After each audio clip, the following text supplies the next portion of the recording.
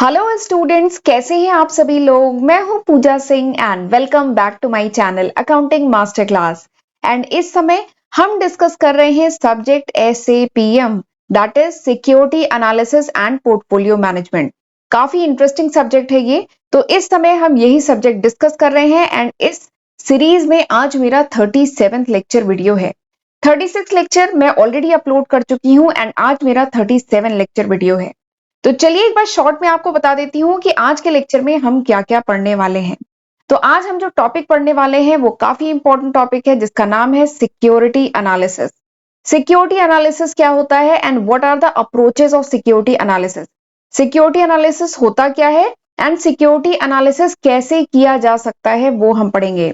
तो security analysis करने के दो अप्रोचेस होते हैं, एक होता है फंडामेंटल एनालिसिस और दूसरा होता है टेक्निकल एनालिसिस। तो आज के लेक्चर में हमें डिटेल में पढ़ना है फंडामेंटल एनालिसिस। पहले हम फंडामेंटल एनालिसिस पढ़ेंगे, उसके बाद हम टेक्निकल पे जाएंगे, ठीक है। तो पहले आज के लेक्चर में हम फंडामेंटल एनालिसिस पढ़ने वाले हैं। तो फंडामेंटल एनालिसिस में तीन कह लीजिए एनालिसिस होते हैं। पहला है इकोनॉमी एनालिसिस, दूसरा है इंडस्ट्री एनालिसिस एंड तीसरा इज कंपनी एनालिसिस। तो फंडामेंटल एनालिसिस में हम ये तीन एनालिसिस करते हैं। तो ये हम आज के लेक्चर में डिटेल में पढ़ेंगे, ठीक है। तो चलिए फिर समय नहीं वेस्ट करते हैं, जल्दी से हम आज का लेक्चर स्टार्ट करते हैं।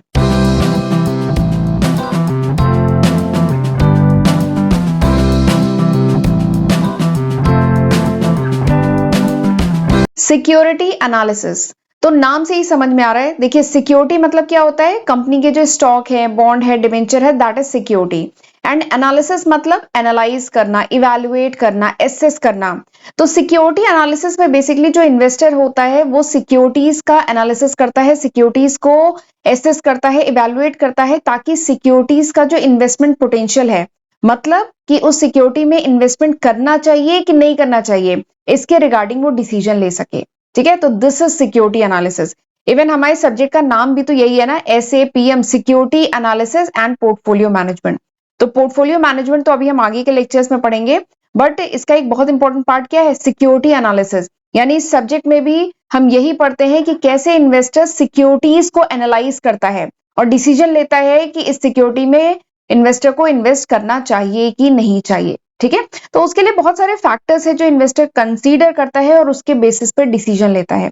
जैसे जो इन्वेस्टर है कंपनी के फाइनेंशियल स्टेटमेंट को एनालाइज करता है, वो कंपनी किस इंडस्ट्री की है उस इंडस्ट्री के ट्रेंड को स्टडी करता है, मार्केट की कंडीशन देखता है, उस इकोनॉमी की स्टडी करता है, उस कंपनी स्पेसिफिक जो इंफॉर्मेशन है उन सब की स्टडी करता है, और भी बहुत सारे फैक्टर देखता है, ठीक है। जो फैक्टर्स हम आगे अभी डिस्कस करेंगे। तो बहुत सारे फैक्टर्स को कंसीडर करता है एंड उसके बेसिस पे इन्वेस्टर लेता है इन्वेस्टमेंट का डिसीजन, ठीक है। तो इसी को कहा जाता है सिक्योरिटी एनालिसिस। समझ में आया। सिक्योरिटी मतलब जो स्टॉक वगैरह है उसको इवैल्यूएट करना, एसेस करना और देखना कि वो सिक्योरिटी इन्वेस्टमेंट के लिए सूटेबल है कि नहीं है, ठीक है। अब बात करते हैं कि सिक्योरिटी एनालिसिस इन्वेस्टर करेगा कैसे। हमने ये तो समझ लिया कि सिक्योरिटी एनालिसिस होता क्या है, ठीक, बट हम करेंगे कैसे। अगर हम लेते हैं कि सपोज करिए मैं इन्वेस्टर हूं, तो मैंने ये तो समझ लिया कि सिक्योरिटी एनालिसिस बड़ा जरूरी है। किसी भी शेयर में, किसी भी बॉन्ड में इन्वेस्टमेंट करने से पहले, किसी भी कंपनी के स्टॉक में इन्वेस्टमेंट करने से पहले हमें क्या करना चाहिए, सिक्योरिटी एनालिसिस करना चाहिए। लेकिन हम करेंगे कैसे। तो there are two primary approaches, दो प्राइमरी अप्रोच है, बेसिकली दो अप्रोच है सिक्योरिटी एनालिसिस का। पहला अप्रोच क्या है, फंडामेंटल एनालिसिस, दूसरा अप्रोच क्या है, टेक्निकल एनालिसिस। तो ये दो तरीके हैं जिससे मैं क्या कर सकती हूँ, सिक्योरिटी एनालिसिस कर सकती हूँ, और इनके जो रिजल्ट आएंगे उसके बेसिस पे मैं डिसाइड करूंगी कि मुझे उस कंपनी के शेयर में इन्वेस्टमेंट करना चाहिए कि नहीं करना चाहिए, ठीक है। तो हम टेक्निकल एनालिसिस बाद में पढ़ेंगे, अभी हम फिलहाल स्टार्ट करने जा रहे हैं फंडामेंटल एनालिसिस से, ठीक है। तो सिक्योरिटी एनालिसिस करना है तो फंडामेंटल एनालिसिस कर सकते हैं या टेक्निकल एनालिसिस कर सकते हैं, ठीक है। अब ये जो फंडामेंटल एनालिसिस है इसमें तीन चीजें आती हैं। फंडामेंटल एनालिसिस अगर मैं करने जा रही हूं, ठीक है, किसी कंपनी के शेयर का, तो मुझे तीन चीजें करनी होगी। मुझे इकोनॉमी एनालिसिस करना होगा, इंडस्ट्री एनालिसिस करना होगा एंड कंपनी एनालिसिस करना होगा, ठीक है। तो फंडामेंटल एनालिसिस में ये तीन चीजें आती हैं, economic analysis, company analysis, economic analysis, industry analysis and company analysis, ठीक है। ये पहला, ये दूसरा एंड ये तीसरा।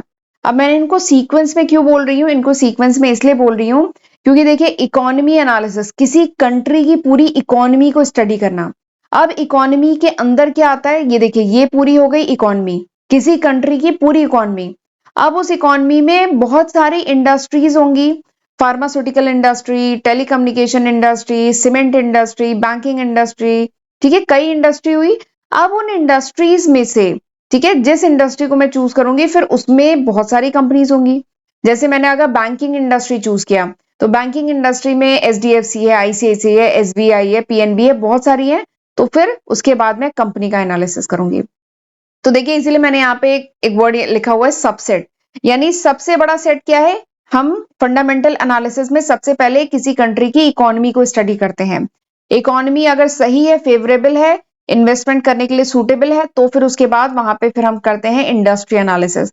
डिफरेंट इंडस्ट्रीज की स्टडी करते हैं और फिर एक पर्टिकुलर इंडस्ट्री चूज करते हैं, और वो इंडस्ट्री अगर सही है तो फिर उस इंडस्ट्री की एक पर्टिकुलर कंपनी हम सिलेक्ट करते हैं एनालिसिस के बेसिस पे।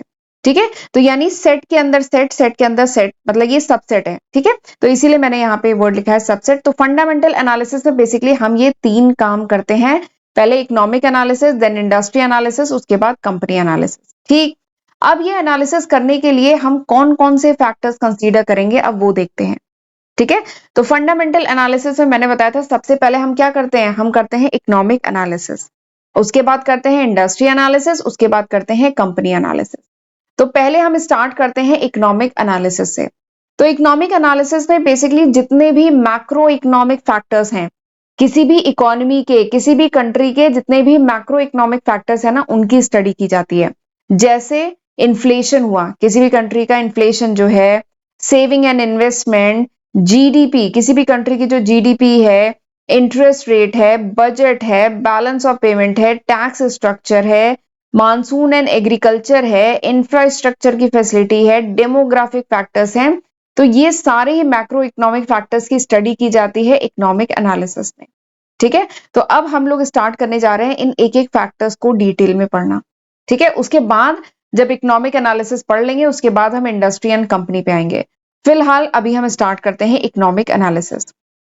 तो इकोनॉमिक एनालिसिस सबसे पहले होता क्या है, तो इकोनॉमिक एनालिसिस क्या है, इट्स अ पार्ट ऑफ, किसका पार्ट है, टेक्निकल का कि फंडामेंटल का, फंडामेंटल का। ठीक है, तो economic analysis is the part of fundamental analysis. Economic analysis fundamental analysis का पार्ट है, जिसमें हम क्या स्टडी करते हैं, जिसमें हम स्टडी करते हैं किसी कंट्री की इकोनॉमी को। कोई कंट्री है उसकी पूरी इकोनॉमी को हम डिटेल में स्टडी करते हैं, एनालाइज करते हैं और देखते हैं उस कंट्री की इकोनॉमिक कंडीशन फेवरेबल है कि नहीं है। ठीक है, इकोनॉमिक कंडीशन फेवरेबल है कि नहीं है इन्वेस्टमेंट के लिए, या इकोनॉमिक कंडीशन फेवरेबल है कि नहीं है उस कंट्री में कंपनीज प्रॉस्पर कर पाए, फ्लरिश कर पाए, ग्रो कर पाए, इसके लिए उस कंट्री की इकोनॉमी सूटेबल है कि नहीं है, इसकी स्टडी करते हैं। देखिए कोई भी कंट्री की अगर इकोनॉमी ग्रो करेगी, अगर इकोनॉमी बहुत अच्छी है, तो नो डाउट वहां पे जितनी भी इंडस्ट्रीज हैं, जो कंपनीज हैं, वो बहुत ग्रो करेंगी। पर अगर किसी कंट्री की इकोनॉमी ही बहुत डाउन है, बहुत सारी कंट्रीज हैं जिनकी इकोनॉमी काफी लो है, तो वहां पे हमें पहले से ही पता है कि वहां पे अगर किसी कंट्री की इकोनॉमी ही लो है, वहां का जीडीपी रेट बहुत कम है, अगर वहां की इन्फ्लेशन बहुत हाई है, ठीक है, तो क्या होगा, और सपोज करिए पॉपुलेशन बहुत ज्यादा है, एजुकेशन कम है, अगर भाई डेमोग्राफिक फैक्टर्स भी सूटेबल नहीं है, तो वहां पे इंडस्ट्री तो फ्लरिश कर ही नहीं पाएगी। ठीक है, तो इससे हमें ये क्या समझ में आ रहा है कि अगर किसी कंट्री में इकोनॉमिक एक्टिविटी लो है, वहां पे स्टॉक मार्केट भी नहीं फ्लरिश करेगा, कोई कंपनी भी नहीं ग्रो कर पाएगी, तो अल्टीमेटली क्या होगा, स्टॉक प्राइसेस लो होंगी। कोई कंट्री है जहां पे इकोनॉमिक एक्टिविटीज हाई है, तो वहां पे कंपनीज फ्लरिश करेंगी, स्टॉक प्राइसेस भी हाई होंगी। तो बेसिकली इकोनॉमिक एनालिसिस में हम क्या करते हैं, इकोनॉमिक एनालिसिस में हम डिफरेंट मैक्रो इकोनॉमिक जो फैक्टर्स हैं उनकी स्टडी करते हैं, ताकि हम बिहेवियर समझ पाए स्टॉक प्राइस का, शेयर की जो प्राइस है उसका बिहेवियर हम समझ पाए। ठीक है, तो इकोनॉमिक एनालिसिस में हम ये काम करते हैं। तो इकोनॉमिक एनालिसिस में जो डिफरेंट फैक्टर जिनकी हम स्टडी करते हैं वो ये हैं, जो अभी मैंने पिछली स्लाइड में भी आपको बताया था। 10 इंपॉर्टेंट फैक्टर इकोनॉमिक एनालिसिस में स्टडी करते हैं। Inflation, GDP, budget, tax structure, infrastructure facility, saving and investment, interest rate, balance of payment, monsoon and agriculture, demographic factor. ठीक है, तो ये 10 इंपॉर्टेंट फैक्टर है जिनकी स्टडी की जाती है इकोनॉमिक एनालिसिस में। तो चलिए पहले फैक्टर से स्टार्ट करते हैं, इन्फ्लेशन। तो इन्फ्लेशन तो हम जानते हैं, इन्फ्लेशन क्या है, महंगाई। Increase in price of goods and services, ये जो गुड्स एंड सर्विसेज की प्राइस बढ़ रही है, परचेजिंग पावर, ठीक है, जो पैसे की वैल्यू कम हो रही है, परचेजिंग पावर ऑफ मनी जो कम होता जा रहा है, दिस इज कॉल्ड इन्फ्लेशन। ठीक है, अगर कोई इकोनॉमी ऐसी है जहां पे जीडीपी तो हाई है, जीडीपी ग्रो कर रहा है, लेकिन इसके साथ ही इन्फ्लेशन भी हाई है, इन्फ्लेशन भी बढ़ रहा है, तो उस केस में जो रियल रेट ऑफ ग्रोथ होगी that would be very little. GDP तो ग्रो कर रहा है, लेकिन इसके साथ अगर इन्फ्लेशन भी ग्रो कर रहा है ना, तो उस केस में जो रियल रेट है ग्रोथ का वो कम होगा। ठीक है, बट इन्फ्लेशन बहुत कम भी नहीं होना चाहिए, एकदम मतलब मिनिमम भी नहीं होना चाहिए, there should be a mild level of inflation. Mild level of inflation जो है स्टॉक मार्केट के लिए सूटेबल है। ठीक है, लेकिन बहुत हाई रेट अगर इन्फ्लेशन है तो वो स्टॉक मार्केट के लिए हार्मफुल है। ठीक है, किसी कंट्री की इकोनॉमी के लिए सही नहीं है। ठीक है, तो अगर कोई इन्वेस्टर कहीं किसी कंट्री में इन्वेस्टमेंट के लिए देखता है, तो इकोनॉमिक एनालिसिस में सबसे पहला फैक्टर जो वो एनालाइज करता है वो है इन्फ्लेशन। उस कंट्री या उस इकोनॉमी में इन्फ्लेशन का रेट क्या है। इन्फ्लेशन बहुत हाई नहीं होना चाहिए, माइल्ड लेवल का इन्फ्लेशन ठीक है, सूटेबल है for the growth of stock market. ठीक, तो ये हो गया पहला फैक्टर। दूसरा क्या है, सेविंग एंड इन्वेस्टमेंट। दूसरा जो फैक्टर है इकोनॉमिक एनालिसिस में वो क्या है, सेविंग एंड इन्वेस्टमेंट। तो हम जानते हैं जो स्टॉक मार्केट है, ये क्या है, स्टॉक मार्केट एक प्लेटफॉर्म है, एक चैनल है, जिसके थ्रू क्या होता है, इन्वेस्टर्स की जो सेविंग है, हम जो इन्वेस्टर्स हैं हमारी जो सेविंग है वो क्या होती है, मोबिलाइज होती है। यानी हमारी जो सेविंग है किसके पास जाती है, कॉर्पोरेट बॉडीज के पास, कंपनीज के पास हमारी सेविंग जा पाती है, किसके थ्रू, एक प्लेटफॉर्म के थ्रू, एक चैनल के थ्रू, जिसका नाम है स्टॉक मार्केट। हम देखिए शेयर खरीदते हैं, मैं अगर इन्वेस्टर हूं, मैंने शेयर खरीदा, ठीक है, तो मुझे, मैंने दिए पैसे, मुझे मिले शेयर, और ये पैसे किसके पास गए, कंपनी के पास। तो कंपनी अब इसको प्रोडक्शन में यूज करेगी, अपनी ग्रोथ में यूज करेगी, और फिर उससे क्या होगा, कंपनी फ्लरिश करेगी, ग्रो करेगी, प्रॉफिट कमाएगी, और मेरे पास जो कंपनी के शेयर है उसके भी रेट ग्रो होंगे। तो इसमें दोनों का फायदा है। तो मैं ये बता रही थी कि स्टॉक मार्केट क्या है, ये एक चैनल है जिसके थ्रू हमारी जो सेविंग है, इन्वेस्टर की जो सेविंग है वो किसके पास पहुंचती है, कॉर्पोरेट बॉडीज के पास। ठीक है, डिफरेंट मीडियम से, चाहे वो शेयर के थ्रू, बॉन्ड के थ्रू, डिबेंचर के थ्रू, म्यूचुअल फंड के थ्रू, हमारी सेविंग किसके पास पहुंचती है, कंपनीज के पास। ठीक, बट अगर हम सेव ही नहीं कर रहे तो, अगर इन्वेस्टर्स सेव ही नहीं कर रहे तो अगर हम सेव नहीं करेंगे तो हम इन्वेस्टमेंट भी नहीं करेंगे, और अगर इन्वेस्टमेंट नहीं करेंगे तो कोई भी कंट्री की इकोनॉमी ग्रो ही नहीं होगी। तो इसीलिए सेविंग एंड इन्वेस्टमेंट, कोई भी इकोनॉमी को ग्रो करने के लिए उस इकोनॉमी में सेविंग एंड इन्वेस्टमेंट होना ही चाहिए। ठीक है, तो इसीलिए जब इकोनॉमिक एनालिसिस करता है इन्वेस्टर, तो ये देखता है कि उस इकोनॉमी का सेविंग एंड इन्वेस्टमेंट का क्या रेशियो है, क्या रेट है। ठीक है, सेविंग होनी चाहिए, क्योंकि सेविंग होगी तभी इन्वेस्टर इन्वेस्ट करेगा, और तभी कंपनीज के पास फंड पहुंचेंगे, और कंपनी इन फंड को यूज कर पाएगी for the growth, for production. ठीक है, देखिए मैंने यहाँ पे लिखा है, ग्रोथ रिक्वायर्स इन्वेस्टमेंट। ग्रोथ के लिए क्या चाहिए, इन्वेस्टमेंट के लिए चाहिए, और इन्वेस्टमेंट कैसे होगा, जब डोमेस्टिक सेविंग होगी, जब हम सेव करेंगे तभी हम इन्वेस्टमेंट कर पाएंगे। तो इकोनॉमिक एनालिसिस में दूसरा फैक्टर है सेविंग एंड इन्वेस्टमेंट। तीसरा क्या है, जीडीपी। अगला जो फैक्टर है जीडीपी। जीडीपी तो हम जानते हैं gross domestic product, separate video GDP पे बना चुकी हूँ। तो जीडीपी क्या है, GDP is the market value of all the final goods and services produced. जो भी फाइनल गुड्स प्रोड्यूस हुए हैं एंड सर्विस रेंडर की गई है किसी स्पेसिफिक टाइम पीरियड में, किसी कंट्री में, उसकी जो मार्केट वैल्यू है इसी को कहा जाता है जीडीपी। तो जब हम किसी कंट्री की इकोनॉमी एनालिसिस करते हैं तो हम जीडीपी भी देखते हैं कि वहां उस कंट्री का, उस इकोनॉमी का जीडीपी रेट क्या है। जो जीडीपी रेट है वो क्या इंडिकेट करता है, वो इंडिकेट करता है growth of the economy, economy grow कर रही है कि नहीं कर रही है। और अगर इकोनॉमी ग्रो कर रही है तो इकोनॉमी ग्रो कर रही है, इसका मतलब वहां की इंडस्ट्रीज, वहां की कंपनीज ग्रो कर रही हैं, तो और वहां का स्टॉक मार्केट फ्लरिश है, स्टॉक मार्केट के लिए ये फेवरेबल कंडीशन है, तो ऐसी इकोनॉमी में इन्वेस्टमेंट करना चाहिए। तो ये तीसरा फैक्टर है जिसे एनालाइज किया जाता है। चौथा फैक्टर क्या है, इंटरेस्ट रेट। इंटरेस्ट रेट तो हम जानते हैं, इंटरेस्ट रेट क्या है, इंटरेस्ट रेट वो अमाउंट है जो लेंडर, यानी जिसने उधार दिया है, वो चार्ज करता है फ्रॉम बोरोवर। लेंडर जो भी इंटरेस्ट चार्ज करता है, ठीक है, जो भी अमाउंट चार्ज करता है बोरोवर से, ठीक है, that is called interest rate. And interest rate क्या होता है, एक सर्टेन परसेंटेज होता है प्रिंसिपल का, दैट इज इंटरेस्ट रेट। अब देखिए कोई इकोनॉमी है, अगर वहां पे इंटरेस्ट रेट लो है तो क्या होगा, अगर कोई इकोनॉमी है, कोई कंट्री है जहां पे इंटरेस्ट रेट लो है, तो इसका मतलब क्या है कि लोगों को, कंपनीज को आसानी से फाइनेंस मिल जाएगा। अगर लो इंटरेस्ट रेट है इसका मतलब क्या है, जो कंपनीज हैं उन्हें कम खर्चे पे, लो कॉस्ट पे फाइनेंस मिल जाएगा, चीप फंड मिल जाएगा, सस्ता फंड मिल जाएगा, उन्हें बहुत हाई रेट ऑफ इंटरेस्ट नहीं देना पड़ेगा। तो यानी कंपनीज के पास क्या है, इजिली फंड अवेलेबल होगा, और कंपनीज के पास इजिली फंड अवेलेबल होगा तो कंपनीज क्या कर पाएंगी, कंपनीज ज्यादा से ज्यादा प्रोडक्शन कर पाएंगी, और फिर ज्यादा से ज्यादा प्रोडक्शन होगा तो ज्यादा से ज्यादा प्रॉफिटेबिलिटी होगी। तो लो इंटरेस्ट रेट का ये फायदा है। तो किसी इकोनॉमी में अगर इंटरेस्ट रेट लो है तो ये अच्छी बात है, वहां पे इसका मतलब क्या है कि चीप फंड अवेलेबल है, जो फर्म्स हैं उनके पास फंड्स अवेलेबल हैं, वो और प्रोडक्शन कर सकती हैं, अपना स्केल और प्रोडक्शन और बढ़ा सकती हैं और ज्यादा प्रॉफिट कमा सकती हैं। बट अगर हाई रेट ऑफ इंटरेस्ट है, इसका मतलब क्या है कि फर्म्स को आसानी से पैसा अवेलेबल नहीं है, फंड्स अवेलेबल नहीं है, which is not suitable for the growth of any economy. ठीक है, तो ये चौथा फैक्टर है जिससे एनालाइज किया जाता है। पांचवा क्या है, बजट। तो हम बजट जानते हैं, बजट क्या होता है, budget is the plan, planning होती है of the revenue and expense over a specified future period of time. यानी आगे के फ्यूचर पीरियड में जो भी रेवेन्यूज हो सकते हैं, जो भी खर्चे होंगे, उसकी बेसिकली एक प्लानिंग, उसका जो एस्टिमेशन होता है, दैट इज कॉल्ड बजट। वैसे बजट कंपनीज का भी बजट होता है, इंडिविजुअल का भी बजट होता है एंड गवर्नमेंट का भी बजट होता है। हम फिलहाल यहाँ पे गवर्नमेंट के बजट की बात कर रहे हैं। तो बजट बेसिकली क्या है, एक इलाबोरेट स्टेटमेंट है, एक इलाबोरेट अकाउंट है जिसमें गवर्नमेंट के जो भी रेवेन्यूज है, गवर्नमेंट के जो भी खर्चे होते हैं, वो सब होते हैं।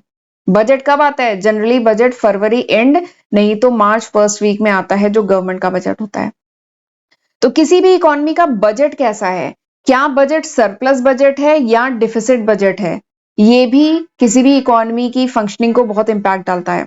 सरप्लस बजट मतलब क्या होता है, सरप्लस बजट मतलब जब रेवेन्यू ज्यादा है, खर्चे कम है किसी गवर्नमेंट का, ठीक है, तो that is called surplus budget. और अगर खर्चे ज्यादा है, एक्सपेंस ज्यादा है, रेवेन्यू कम है, तो हम इसको कहते हैं डिफिसिट बजट।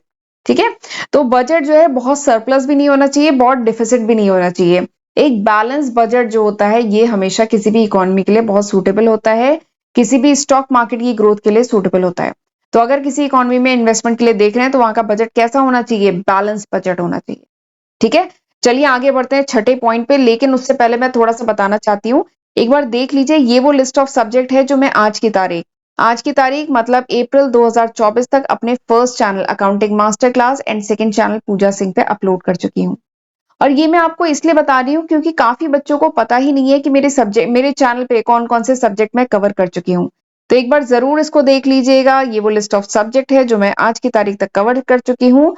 लेकिन अगर ये वीडियो आप कुछ महीने बाद, कुछ साल बाद देख रहे हैं तो होपफुली मैं इसमें काफी न्यू सब्जेक्ट ऐड कर चुकी होंगी।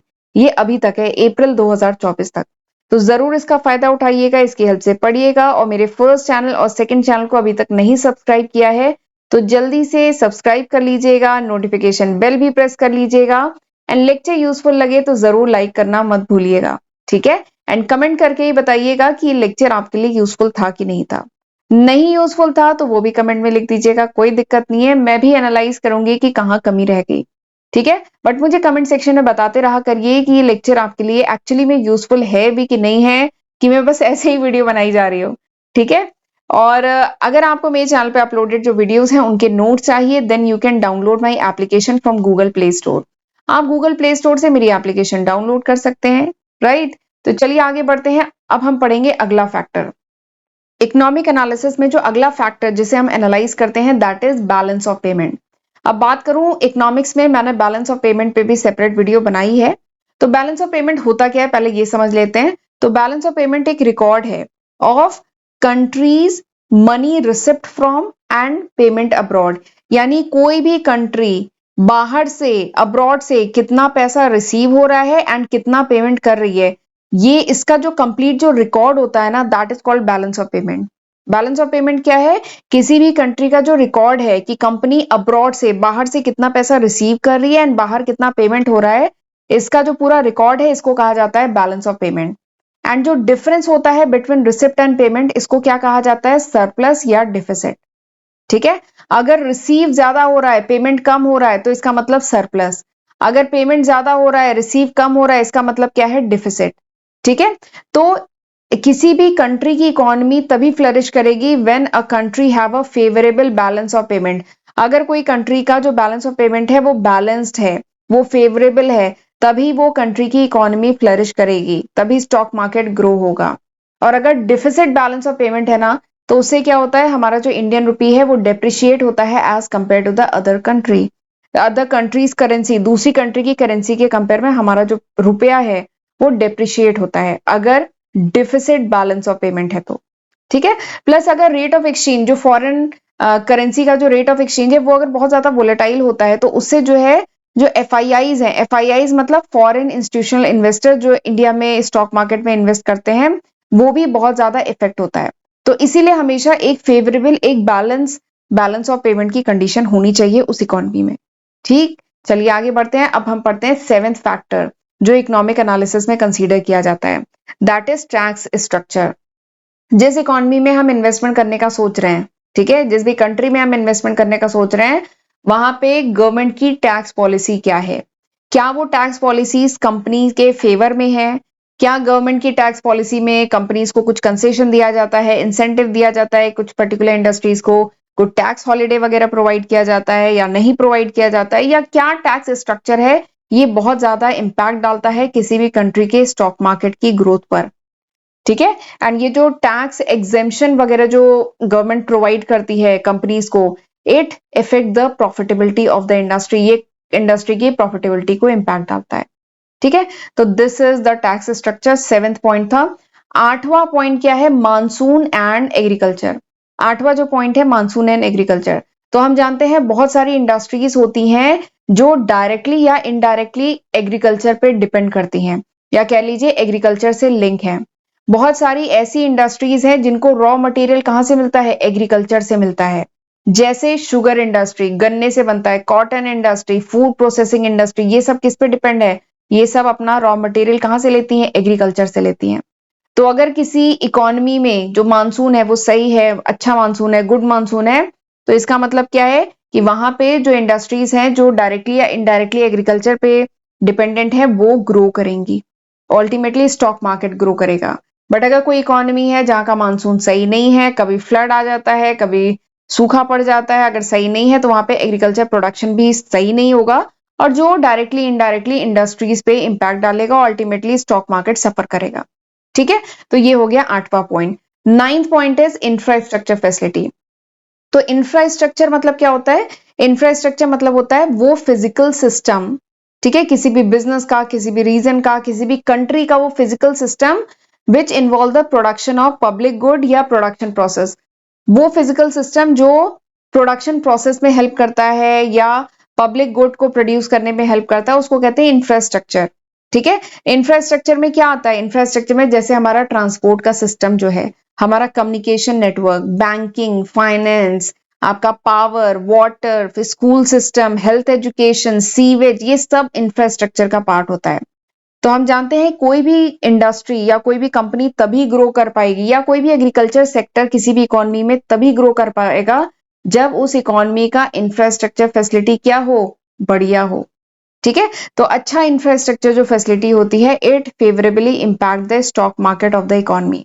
ठीक है, तो इकोनॉमिक एनालिसिस में हम किसी भी इकोनॉमी का इंफ्रास्ट्रक्चर की भी स्टडी करते हैं, एनालाइज करते हैं कि उस इकोनॉमी का इंफ्रास्ट्रक्चर कैसा है। एंड टेंथ एंड आखिरी जो फैक्टर है, दैट इज डेमोग्राफिक फैक्टर। किसी भी इकोनॉमी का जो डेमोग्राफिक फैक्टर है वो कैसा है। डेमोग्राफिक फैक्टर मतलब क्या होता है कि किसी भी पर्सन या किसी भी पॉपुलेशन के जो कैरेक्टरिस्टिक हैं उनको एनालाइज करना, उनको डिफाइन करना, this is demographic factor. Demographic factor में क्या क्या आता है, जेंडर, एज, इनकम, कोई जो पर्सन है या जो पॉपुलेशन है वो पॉपुलेशन किस एज ग्रुप की है, जेंडर क्या है, कितने मेल कितने फीमेल कितने बच्चे, ठीक है, इनकम क्या है, ऑक्यूपेशन क्या है, मैरिटल स्टेटस क्या है, मैरिड है अनमैरिड है, एजुकेशन लेवल क्या है। तो ये सब की जो स्टडी की जाती है ना, ये है आता है डेमोग्राफिक फैक्टर में।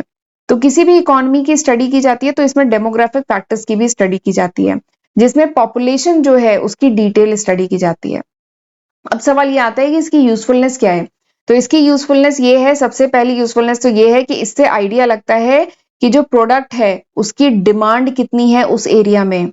बेसिकली जो कंज्यूमर गुड्स है ना, उनकी डिमांड कितनी है, ये तो इसी बात से पता चलेगा ना कि वहां पे लोग कितने हैं, किस एज ग्रुप के लोग हैं, उनकी इनकम क्या है, वो किस जेंडर के हैं। ठीक है, उसके हिसाब से पता चलेगा।